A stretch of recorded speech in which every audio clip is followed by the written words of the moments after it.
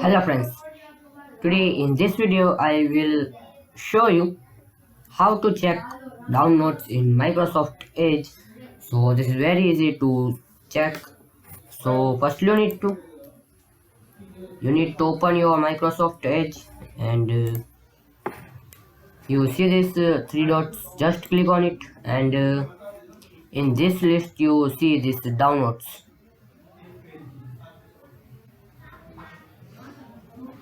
Just click on it, downloads, and this setup file will be open. And you see this all will be downloads list, and there is shortcut this control plus J, press and hold control plus J.